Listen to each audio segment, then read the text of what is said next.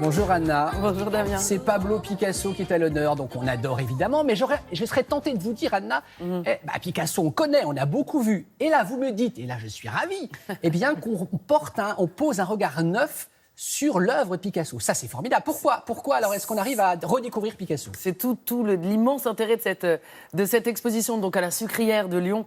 C'est un magnifique lieu, ancien site industriel. Tout l'intérêt, c'est que là, on est en immersion totale. Ce sont des images des œuvres de Picasso qui sont projetées sur des structures. Donc toute la force de l'exposition, ce sont trois arts dont les forces s'allient. La peinture, bien sûr, l'architecture et la vidéo. Voilà, donc les trois. C'est si bien pensé pendant des mois par les deux réalisateurs de l'exposition que vraiment là, quelquefois ça peut être un peu gadget, l'immersion totale. Là, pas du tout. Là, des mois et des mois de travail en accord avec la très rigoureuse administration Picasso, les réalisateurs ont découpé, repensé, scénarisé 200 œuvres de Picasso qu'on ne peut pas réunir tant elles sont dispersées dans des collections à travers le monde.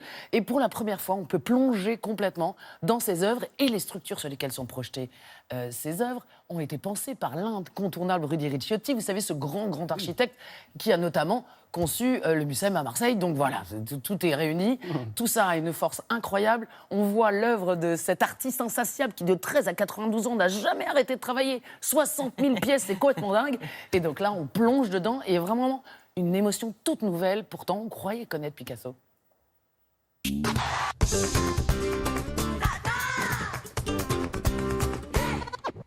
Notre première volonté, en créant cette exposition, était de sculpter l'image. Ce type d'exposition immersive, que nous appelons en image totale, permet vraiment de rentrer dans l'œuvre de Pablo Picasso.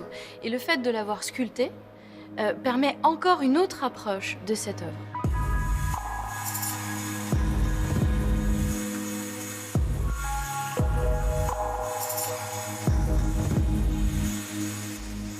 L'exposition comprend plus de 200 heures qui retracent l'ensemble de la carrière de Picasso. Et elle a surtout l'avantage de rassembler des toiles qui sont impossibles à voir dans un lieu unique.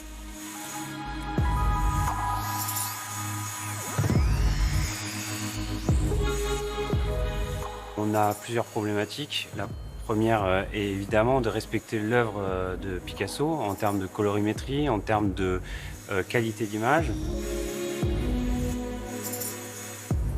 Et après, on a sur cette exposition plus de 70 vidéoprojecteurs. L'écran là-bas, il est horizontal. Ce serait mieux d'avoir des demi à chaque fois, tu vois. Donc ça veut dire que tu mettrais par exemple ces deux œuvres-là, l'une à côté de l'autre, pour éviter de perdre la place. On voit bien le chevauchement des œuvres sur le canevas, mais en fait, ce qui est important, c'est le découpage d'une œuvre par rapport à son support. On se retrouve à limiter cette œuvre entière ici, qui est donc une réinterprétation des Ménines sur le peintre et la silhouette d'arrière-plan qu'on retrouve dans les Ménines. Le tout premier visiteur de l'exposition n'est autre qu'Olivier Widmayer Picasso, le petit-fils et biographe de l'artiste. C'est une œuvre faite à 14 ans, Sciences et Charité, dans le cadre de l'école des Beaux-Arts. Chaque année, il y avait un concours et évidemment, Pablo a toujours terminé premier. Cette multiplicité d'images, d'écrans, crée une forme de 3D. On rentre dans l'image, on rentre dans l'œuvre et on prend conscience peut-être de détails qu'on n'a pas repérés. Les traits de peinture sont agrandis, les visages. Tout à l'heure, j'ai vu ma mère reproduite, Maya. Et ça prend une nouvelle dimension qui permet sans doute à notre subconscient d'entrer dans la tête de l'artiste et de voir comment il a pu ainsi reproduire la réalité à sa façon, c'est son langage. On a des lignes de force qui sont incroyables.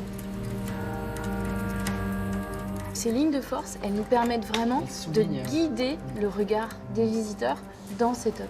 Et même dans un espace qui fait 4 mètres de haut, eh ben, on peut arriver à recréer une autre vision de l'œuvre de Picasso.